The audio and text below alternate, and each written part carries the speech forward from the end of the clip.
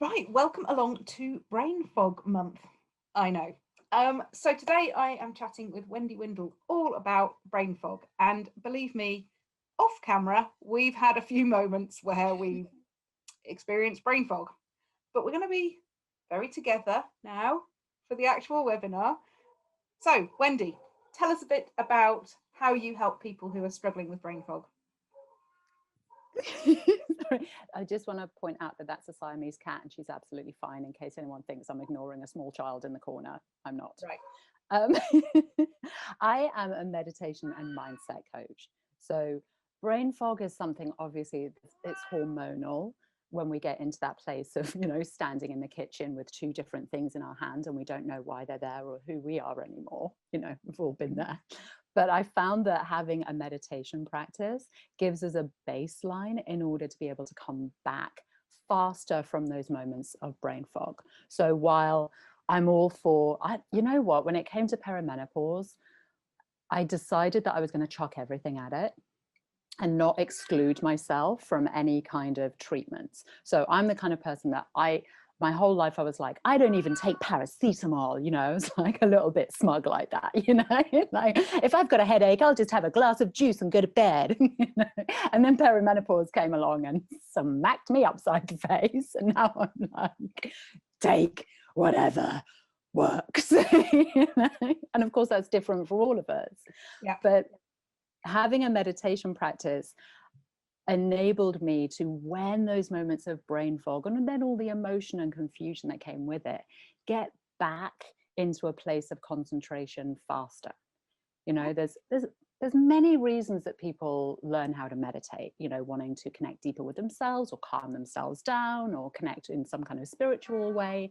But ultimately, if you're doing a non-guided meditation, in other words, a self-regulated meditation, and that could be the simplest one is simply bringing your attention to your breath. So there's nothing outside of you telling you what to do. You're deciding what to do. So self-regulated meditation could be dropping in a mantra, could simply be coming back to a focusing idea, or even the idea of, I'm going to send love and light if you're in the mood. That type of meditation strengthens the concentration muscle. Because when brain fog comes about, what's happened is the concentration is scattered. We don't know where we are anymore. But when you've done just like the reps in the gym, that's how I kind of think of meditation. When we're sitting there on the mat and everything's fine, we're all right, and we're just calling our attention continuously back to one thing, it strengthens that muscle. It's a bit like doing reps at the gym, and then when you carry in your groceries home, you're able to do it, it doesn't hurt. So it's the same way that when you've done the reps in the gym and you've sat on your mat and you've meditated, when the brain fog comes, when the lack of concentration comes, you have a stronger muscle to be able to pull yourself back into the present moment, which is also great for when those negative down spiral come. Yes. You can pull yourself back to the present faster. Absolutely. I think it's really interesting. I think there is a perception among some quarters that the meditation has to be terribly serious and terribly, and I sort of tend to think it's a really personal thing. Like for me, it can be just walking the dog, or pick a dog, pick any number of dogs, but it can be just that thing of being present, walking the dog allows my brain just to sort itself out and do what it needs to without consciously thinking about things. I don't know. I'm sure from an official meditation point of view, that's not true. No, it is actually. Walking is fantastic because walking regulates the left and right hemispheres of the brain. So, just the simple act of planting our feet on the ground brings a level of calm, a level of stability into the brain, which allows, as you experience, that kind of processing to go on. So it's almost like on a subconscious level, you don't really need to be aware of it, Add in a layer to that, which would be, for example, to just notice, this is meditation could be like, what is mindfulness? Noticing. I don't know why I'm not allowed to call it noticing, but that's all mindfulness is, So if you're walking the dog and allowing yourself to notice, what are the trees doing today? How many clouds are there today? or make it more internal. What emotionally am I processing today? It's just noticing, but again, it's using that muscle of bringing your attention back to you, where you want your attention to be. Because what happens when we hit either brain fog or a negative down spiral in thoughts is it's like our attention has been grabbed and taken either into the abyss of what am I doing, or into those really negative down spiral thoughts. And I talk about that because that was my first symptom of perimenopause. I'd been a meditation teacher for 10 years, I was, again, pretty smart. I was like, I've got this. It's not like I never had bad days or didn't have negative emotions or thoughts or feelings. Of course I did, human, but could ping back so quickly, was so aware of like, oh, I'm feeling a bit negative today. Look at these negative thoughts coming. Perimenopause turned those negative thoughts coming into a tsunami. I didn't get to see that coming. I didn't get to, dissociate and be aware. I was suddenly in it. But having the practice of building up the muscle allowed me to go, oh, I'm in it right now, and just let me swim to the surface and take a few breaths before I was pulled down, faster than if I hadn't have had those practices of just coming back to the present moment.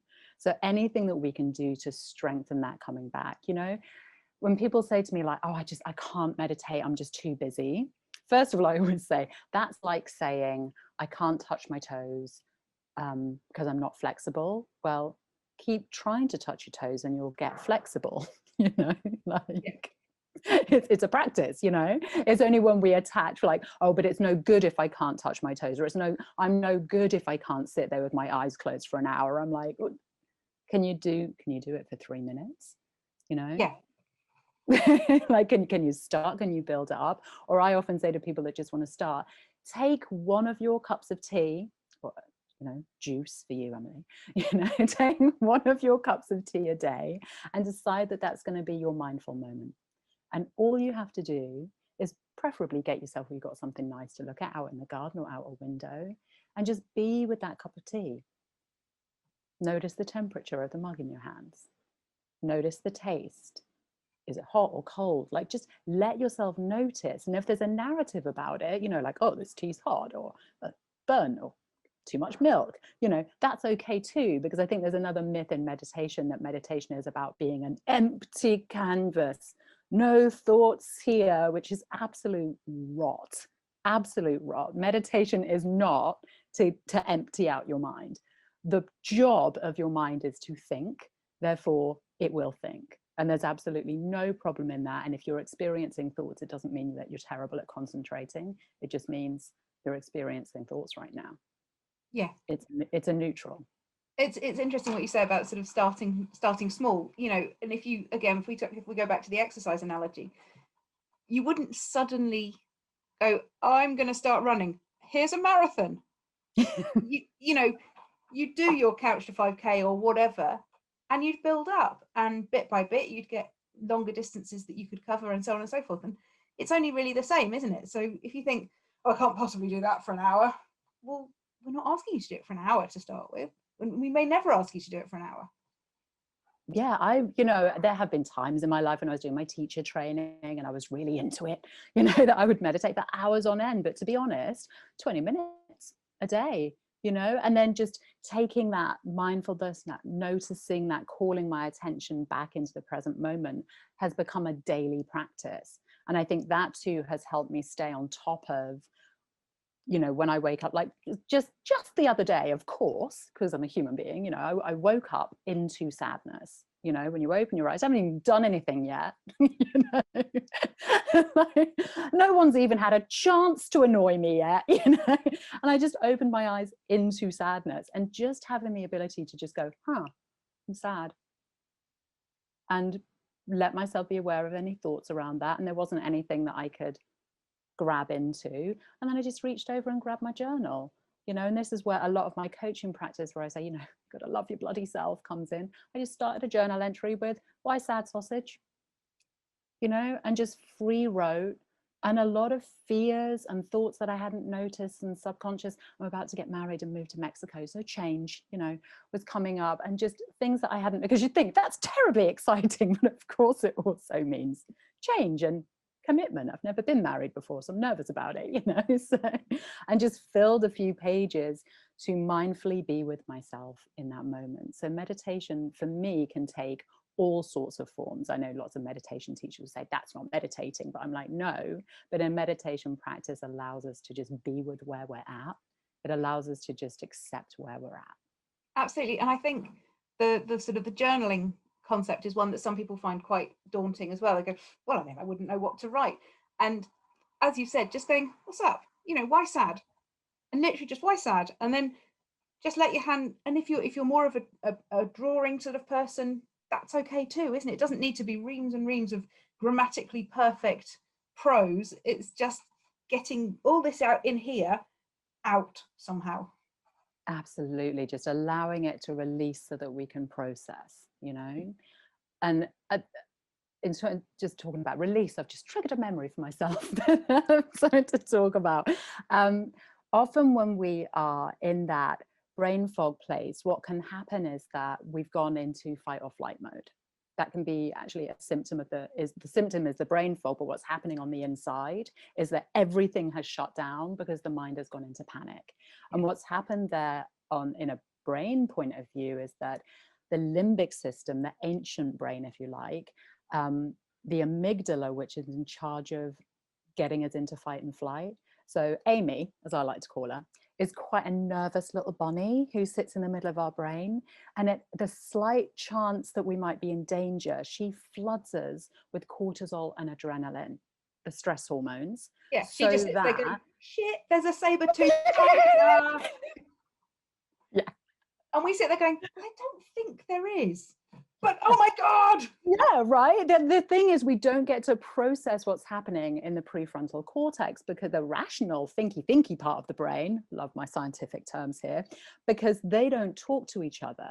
So no amount of, we're all right, everything's okay. When we're in that brain fog, when we're in that panic state, when we're in heightened anxiety, no amount of, everything's okay, everything's fine, will get to Amy. She's locked away in the dark in the primitive brain, pumping us full of drugs so that we can run or fight.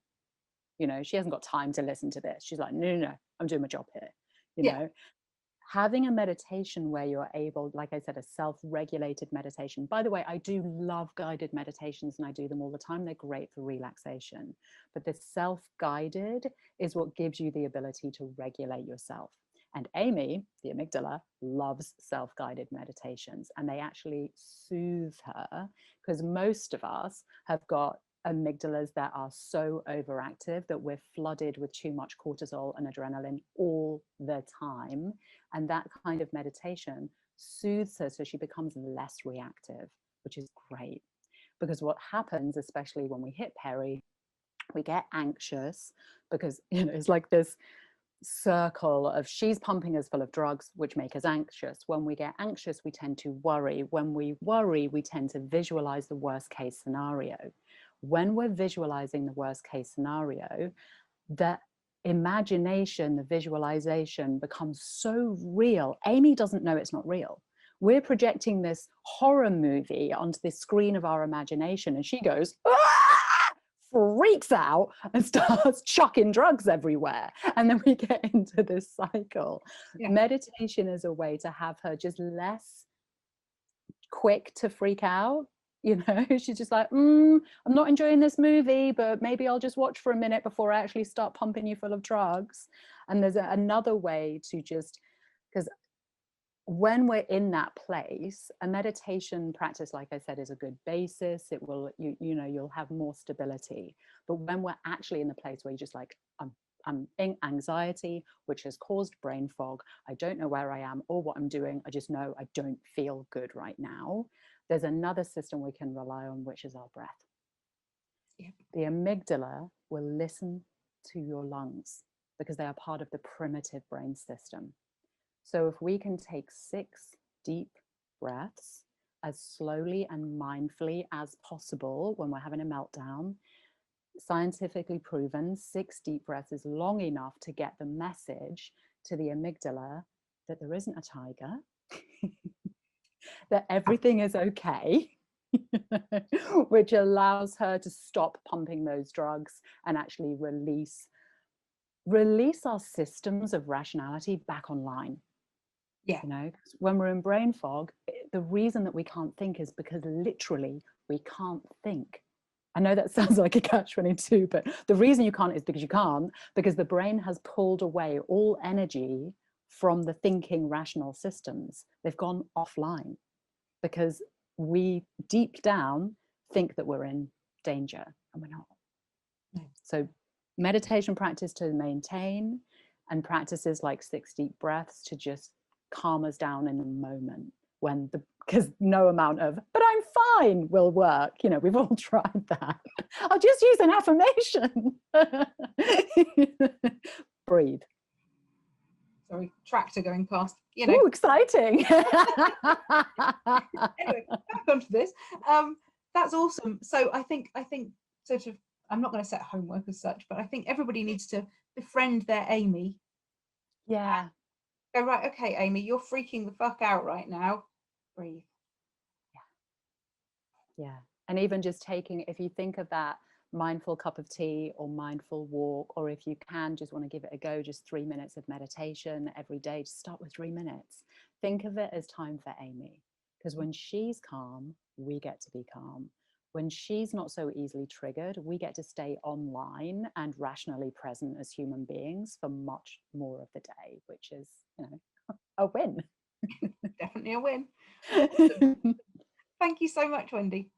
You're so welcome.